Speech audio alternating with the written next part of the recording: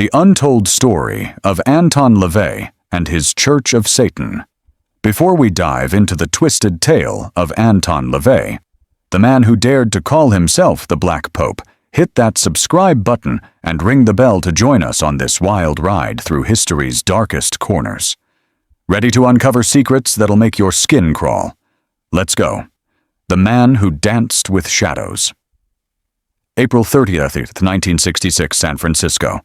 A man shaves his head in a ritualistic flourish, proclaiming the dawn of a new era, the Age of Satan. But who was Anton Sandor LaVey, and why did he choose to become the face of modern Satanism? Anton Sandor LaVey wasn't born with horns or a tail, despite what he'd have you believe. Born Howard Stanton LaVey on April 11, 1930 in Chicago to a Jewish family, LaVey's early life was steeped in contradiction. He claimed a childhood filled with Transylvanian gypsy lore, circus lion taming, and a mystical connection to the occult. But the truth, much of it was a carefully crafted myth spun by a man who understood the power of a good story. LaVey wasn't just a man.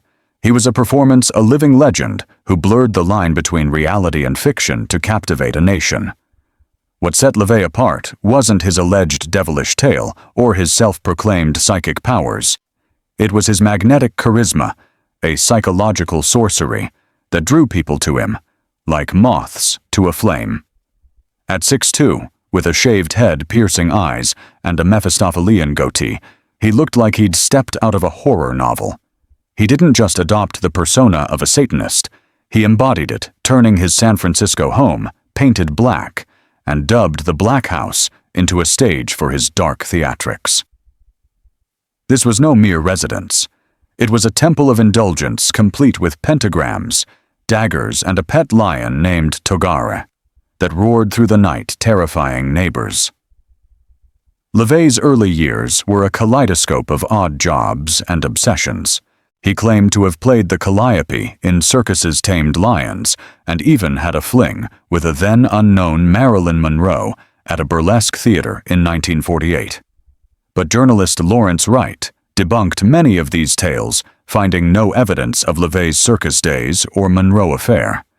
Instead, records show a young man who dropped out of high school at 16, played the organ in seedy bars, and worked as a crime photographer, snapping grisly scenes that fueled his fascination with humanity's darker impulses.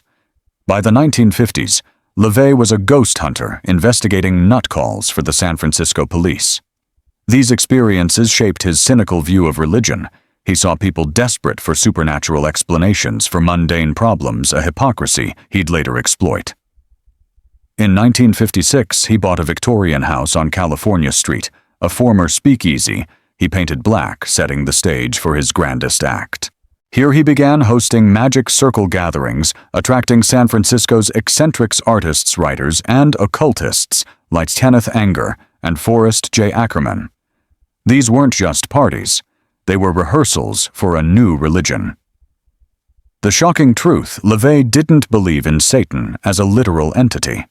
His Satanism was atheistic, a philosophy of individualism, hedonism, and rebellion against Christian hypocrisy. He saw Satan as a symbol of human nature, pride, liberty, and the rejection of guilt. Yet he leaned into the theatricality, knowing the word Satan would provoke and captivate. On Walpurgisnacht, April 30th, 1966, he shaved his head, declared himself the high priest, and founded the Church of Satan, proclaiming 1966 as Anno Satanas, year one of the Age of Satan. The media ate it up with outlets from Playboy to the San Francisco Chronicle covering his every move. Why did LaVey choose this path? Some say it was a middle finger to a society he saw as fake, a world where people prayed on Sunday but sinned on Saturday. Others, like his daughter Zena, later claimed it was about fame and money, a con by a master showman. Whatever the truth, LaVey's creation was a cultural earthquake, shaking America's moral foundations, just as the counterculture of the 1960s was taking hold. What drove a man to embrace the devil's name, knowing it would make him a pariah? Was it rebellion, genius, or something darker? Stick around as we dive into LaVey's secret rituals and the chaos they unleashed. The Black House and its secrets. What happens when you turn a Victorian mansion into a temple of Satan? Let's step inside the Black House, where LaVey's wildest fantasies became reality. The Black House at 6114 California Street wasn't just a home. It was a living manifesto, a shrine to LaVey's philosophy of indulgence. Painted pitch black with red ceilings, it was adorned with pentagrams, skulls, and a coffin with a plastic owl perched on top. Neighbors whispered about strange noises, chants organ music, and the occasional roar of Togare LaVey's 500-pound pet lion who lounged in the backyard. This wasn't just a house. It was a stage for LaVey's theatrical rebellion, a place where he played the role of the Black Pope with relish. Inside, LaVey hosted Friday night lectures on the occult, charging attendees for witches' workshops that blended sorcery, seduction, and showmanship. These gatherings drew a motley crew: science fiction writers like Clark Ashton Smith, occult filmmakers like Kenneth Anger, and even celebrities like Sammy Davis Jr., who reportedly joined the Church of Satan for a time. LaVey's charisma was magnetic. His lectures a mix of Nietzschean philosophy, Ayn Rand's individualism, and his own brand of dark humor. He'd play eerie tunes on his Wurlitzer organ, conjuring an atmosphere that was part carnival, part nightmare. But the Black House held darker secrets. LaVey's rituals, dubbed psychodramas, were designed to shock and liberate. His infamous Black Mass featured a nude woman as an altar, a deliberate mockery of Christian sacraments. These ceremonies weren't about worshiping a literal devil, but about breaking taboos, embracing desire, and rejecting guilt. LaVey's followers, numbering around 2,000 at the church's peak, were encouraged to indulge their egos, to see themselves as gods, in a universe indifferent to their existence. Yet some rituals pushed boundaries even his followers found unsettling. One insider recounted a ceremony where LaVey burned a Bible, not for evil's sake, but to provoke, to force attendees to confront their deepest fears and desires. LaVey's personal life was as chaotic as his public persona. He married Carol Lansing at 21, fathering his first daughter Carla in 1952. By 1959, he'd fallen for Diane Hegarty, a striking blonde who became his partner and bore his second daughter, Zena, in 1964. Zena's satanic baptism at age 3, complete with black robes and pentagrams, made national headlines, cementing LaVey's reputation as a provocateur. But behind closed doors, his relationships were fraught. Diane later sued him for palimony, and Zena would disown him, alleging emotional abuse and manipulation. The Black House also served as a cultural hub, influencing everything from horror films to rock music. LaVey consulted on movies like The Devil's Reign, 1975, starring John Travolta, and reportedly played the devil in Rosemary's Baby, 1968, though this remains unconfirmed. His philosophy inspired musicians like Marilyn Manson, who visited the Black House, and later called LaVey a kindred spirit in their shared disdain for Christian hypocrisy. But LaVey's influence came at a cost. His embrace of provocative symbols like swastikas and Confederate flags for their power and aggression drew accusations of nihilism and extremism, even from his own son, Xerxes, who called it bizarre, given their Jewish heritage. The Black House wasn't just a home, it was a mirror of LaVey's psyche, a place where he could be both ringmaster and high priest. But as his fame grew, so did the cracks in his empire. The Church of Satan faced internal strife, with members like Michael Aquino splitting off to form the Temple of Set in 1975, accusing LaVey of selling church titles for profit. Was LaVey a visionary or a con man? The truth, as always, lay in the shadows. What happens when a man's obsession with power and provocation spirals out of control? Stay tuned to uncover the scandals that rocked LaVey's world. The price of provocation. What happens when you poke the bear of society's deepest fears? For Anton LaVey, the answer was a whirlwind of fame, scandal, and enemies who wanted him silenced. By the late 1960s, Anton LaVey was no longer just a San Francisco oddity. He was a national lightning rod. His Church of Satan, with its black-robed rituals and unapologetic hedonism, had become a cultural phenomenon, both celebrated and reviled. Time magazine dubbed him the Black Pope, and LaVey reveled in the title, wearing it like a badge of defiance. But with fame came a price, and LaVey's penchant for provocation was about to ignite a firestorm that would test the limits of his empire. LaVey's public persona was a masterclass in shock value. In 1967, he performed a satanic wedding for journalist John Raymond and New York socialite Judith Case, complete with a nude altar and a sword-wielding LaVey, chanting, "Hail Satan." The ceremony held at the Black House drew global media attention, with photos splashed across newspapers from Los Angeles to London. The public was both horrified and fascinated. Here was a man who didn't just flirt with taboo, he married it. LaVey leaned into the spectacle, appearing on The Tonight Show with Johnny Carson in 1969, where he dodged questions about devil worship with sly humor, insisting his Satan was a metaphor for human freedom. Viewers were captivated, but religious groups were apoplectic, branding him a heretic who'd bring about the end times. The Church of Satan's membership swelled to an estimated $10,000 by 1970, with Grotto's local chapters popping up in New York, Los Angeles, and even London. LaVey's 1969 book, The Satanic Bible, became a surprise bestseller, selling over 1 million copies by the 1980s. Written in a feverish 3 weeks, it outlined his philosophy: reject guilt, embrace desire, and wield power through lesser magic manipulation and charisma. But the book's success wasn't just due to its ideas. It was LaVey's flair for the dramatic, with passages that read like a manifesto for rebellion. Lines like "Satan represents vengeance" instead of turning the other cheek resonated with a generation disillusioned by Vietnam Watergate and organized religion.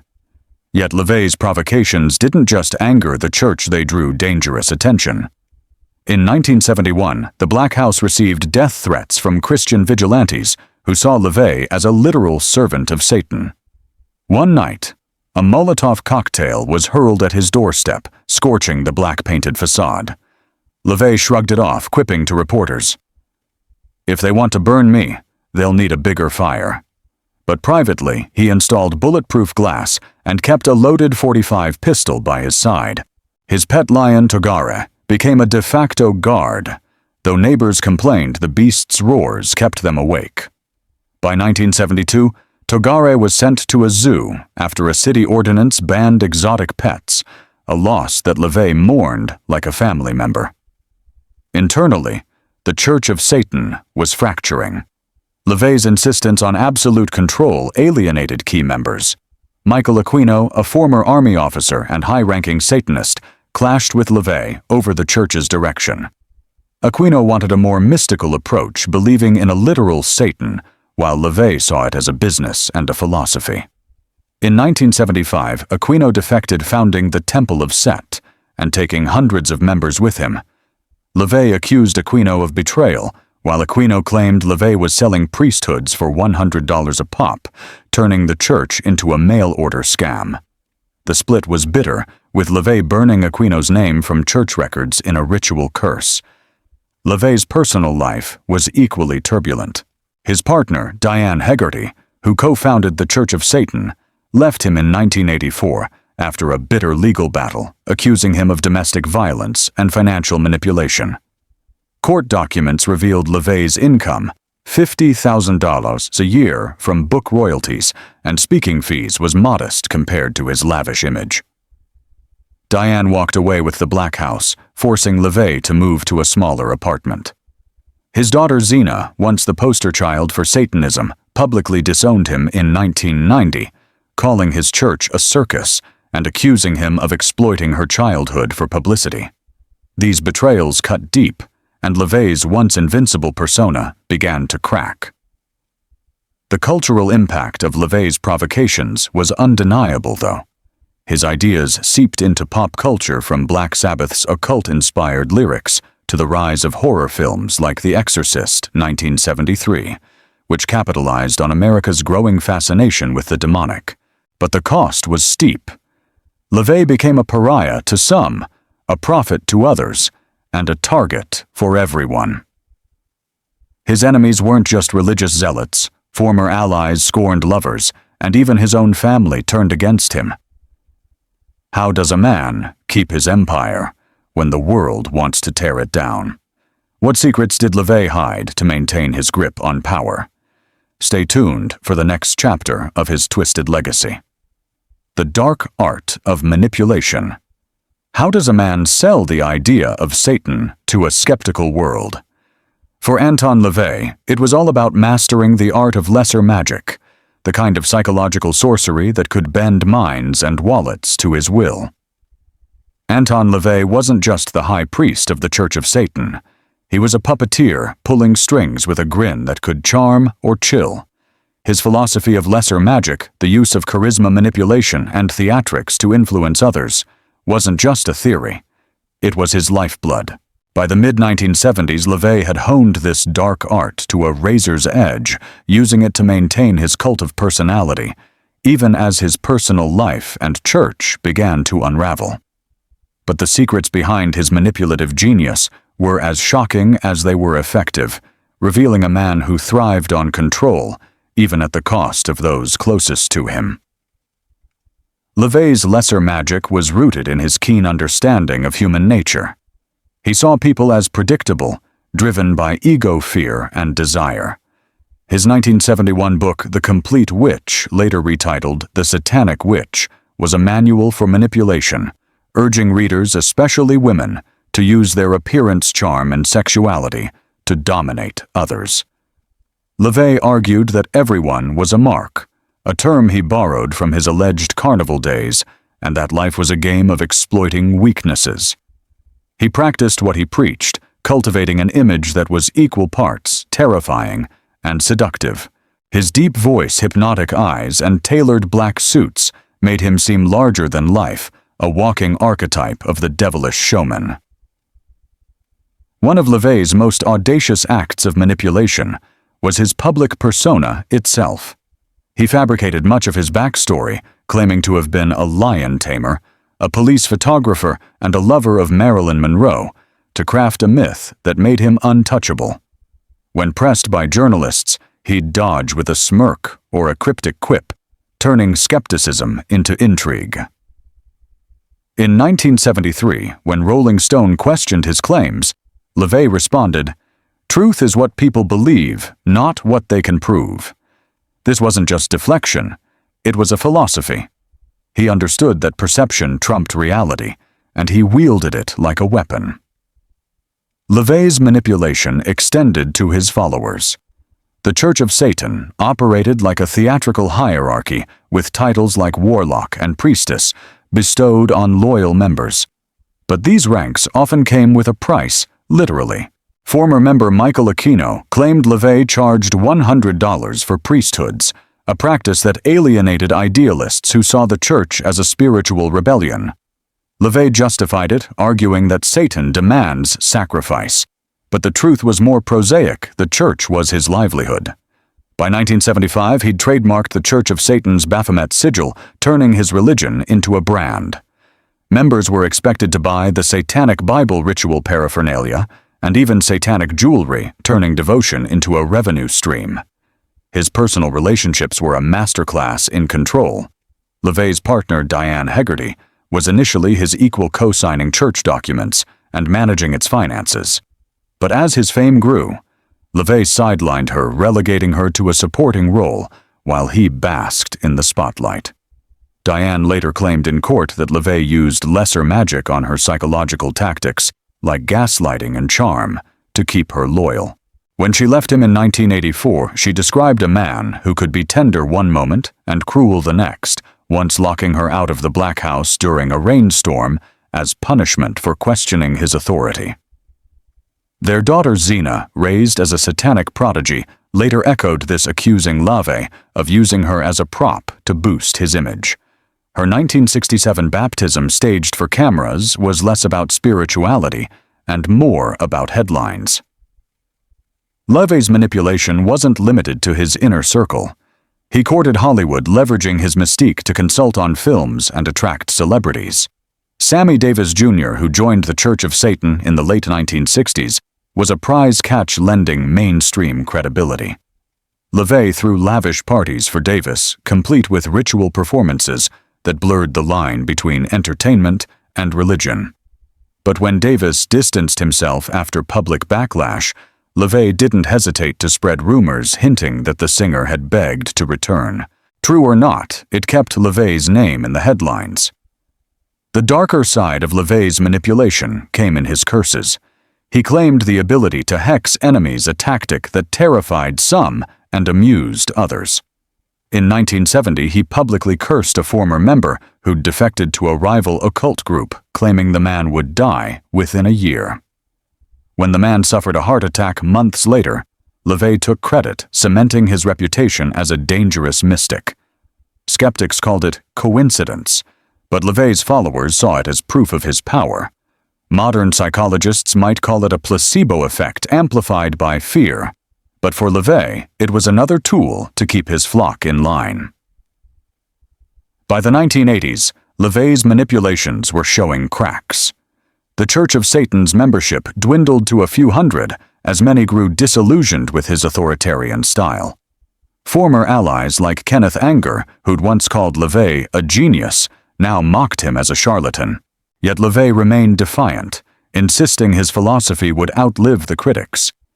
He spent his days tinkering with automatons, mechanical figures he built to mimic human behavior, perhaps a metaphor for his own attempts to control the world around him. What happens when the master manipulator loses his grip? Can a man who lives for control survive when his empire crumbles? Stay tuned for the next chapter of LaVey's descent into chaos. The fall of the Black Pope. What happens when the curtain falls on a man who lived for the spotlight? For Anton LaVey, the 1980s brought a reckoning that exposed the fragility of his empire and the man behind the myth. By the mid-1980s, Anton LaVey's reign as the Black Pope was fraying at the edges. The Church of Satan, once a cultural juggernaut that shocked America, was shrinking, its membership reduced to a loyal but dwindling core. The Black House, his fortress of defiance, was no longer his lost in a bitter legal battle with his former partner, Diane Hegarty. LaVey, now in his 50s, was forced to confront a harsh reality. The world he'd built on charisma and provocation was crumbling, and the man who'd once seemed invincible was facing a descent into obscurity.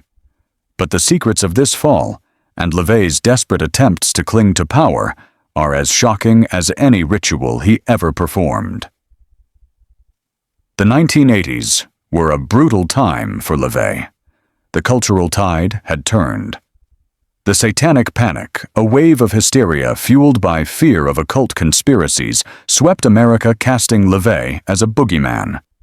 Televangelists like Jerry Falwell and talk shows like Oprah warned of satanic cults sacrificing babies and corrupting youth, and LaVey's Church of Satan was an easy target. While LaVey dismissed claims of animal sacrifice or child abuse as hysterical nonsense, the accusations stuck, painting him as a villain in a nation gripped by moral panic. In 1986, a San Francisco Chronicle expose linked the Church of Satan to a string of local crimes, from vandalism to alleged ritual abuse, though no evidence directly implicated LaVey.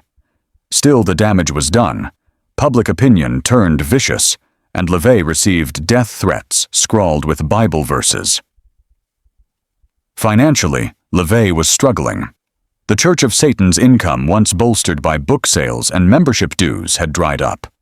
The Satanic Bible still sold steadily, but LaVey's lavish lifestyle, complete with vintage cars, custom automatons, and a collection of occult artifacts, had drained his resources. After losing the Black House in the 1984 palimony suit to Diane, who claimed half of his assets, LaVey moved to a modest apartment in San Francisco's Richmond district. The contrast was stark.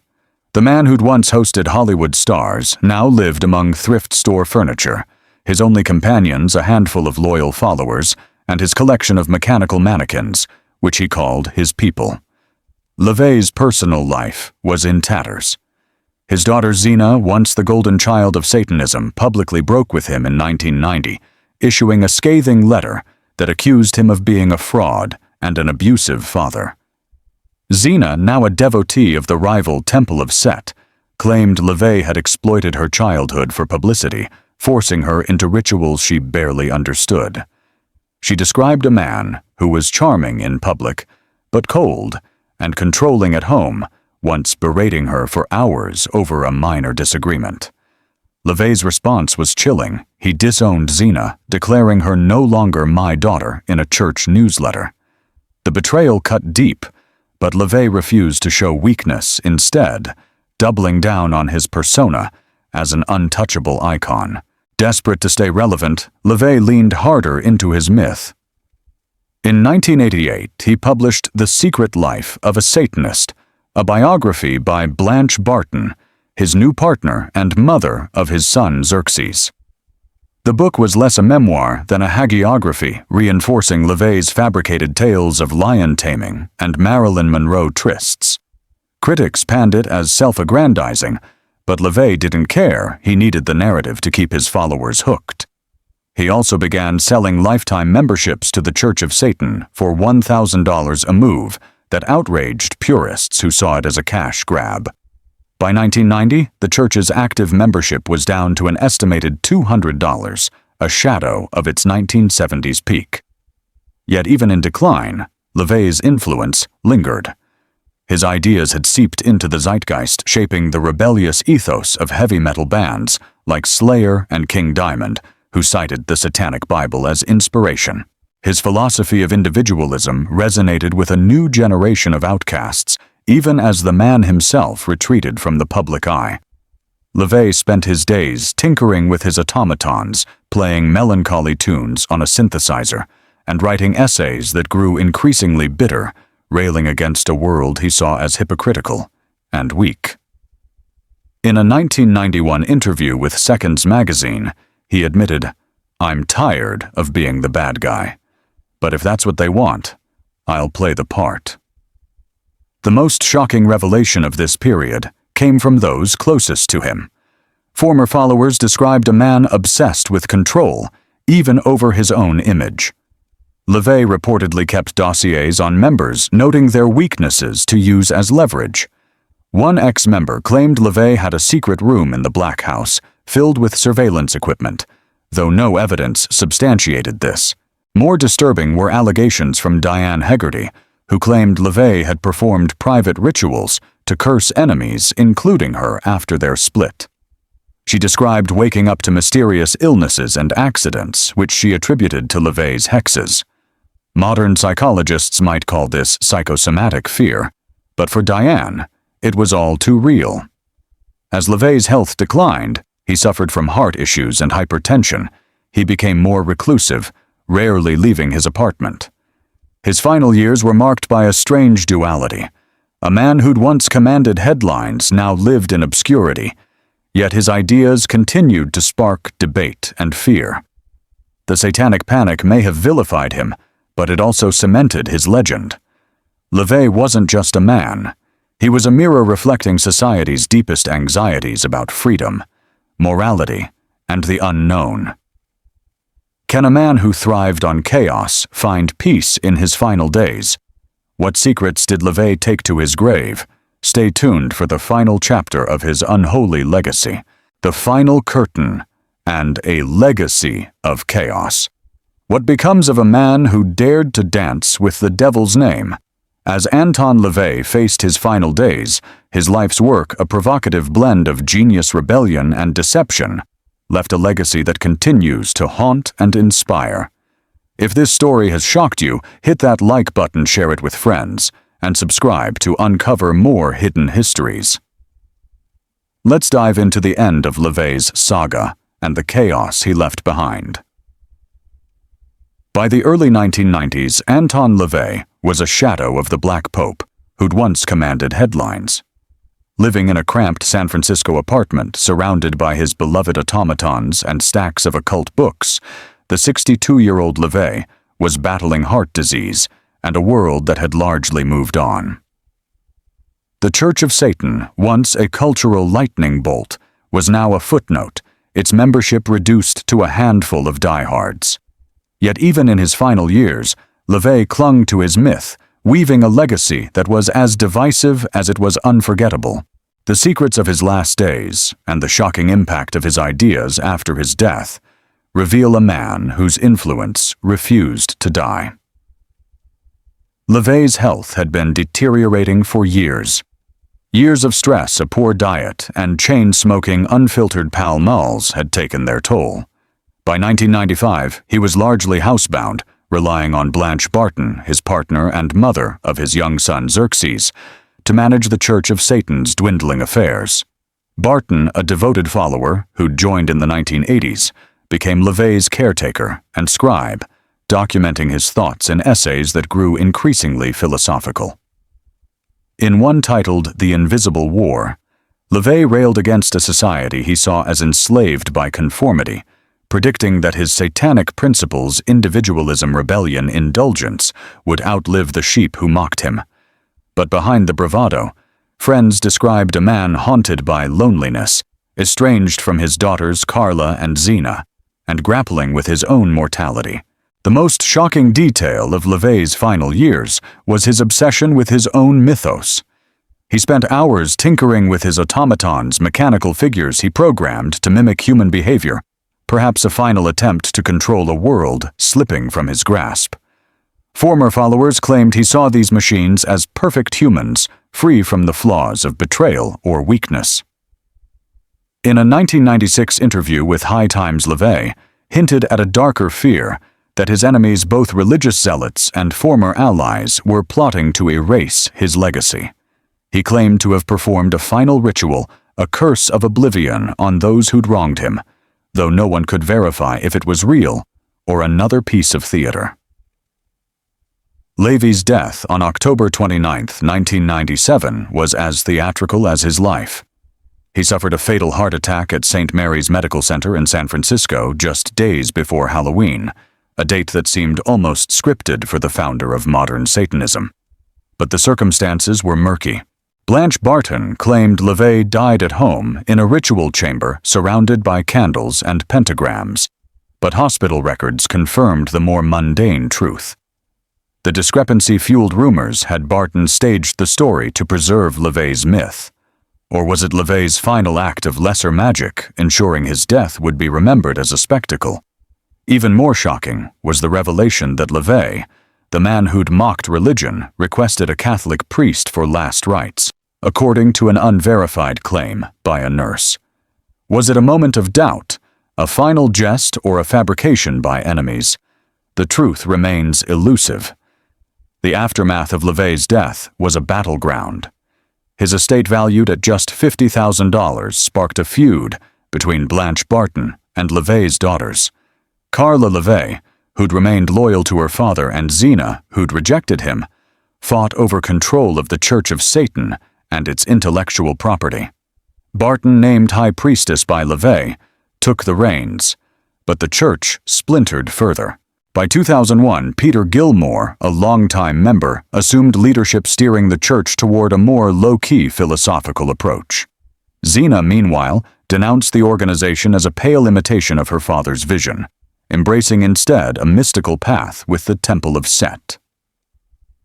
LaVey's legacy is a paradox as chaotic and contradictory as the man himself. The Satanic Bible, still in print, sells thousands of copies annually, its ideas resonating with those who feel alienated by traditional morality. Modern Satanists, like those in the Satanic Temple founded in 2013, cite LaVey as an influence, though they distance themselves from his theatricality, focusing instead on activism and free speech. His philosophy inspired cultural movements from the goth subculture to the rise of occult-themed media, with shows like American Horror Story, echoing his flair for the dramatic. Yet LaVey's embrace of provocative symbols, like swastikas for shock value, continues to taint his reputation, drawing criticism from scholars who see him as a reckless opportunist. The most enduring and unsettling aspect of LaVey's legacy is its reflection of human nature.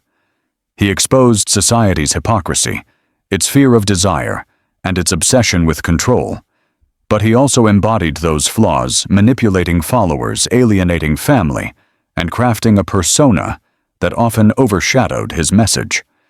Modern psychologists might diagnose LaVey with narcissistic personality disorder, pointing to his need for adoration and his inability to handle criticism. Yet his followers saw him as a liberator, a man who dared to say what others feared to think. As cultural historian Jesper Aagaard Petersen noted, LaVey didn't invent Satanism. He branded it, giving a name to the rebellion already simmering in the human psyche. LaVey's life was a high-wire act, a performance that thrilled and terrified. He wasn't a devil worshipper, but a showman who used the devil's name to expose truths about power, freedom, and fear. His story leaves us with a question. Was he a visionary who saw through society's lies, or a con man who played the ultimate trick? One thing is certain, Anton LaVey's shadow looms large, a reminder that the line between genius and madness is razor thin. What do you think of Anton LaVey? Was he a rebel genius or a manipulative charlatan? Drop your thoughts in the comments below.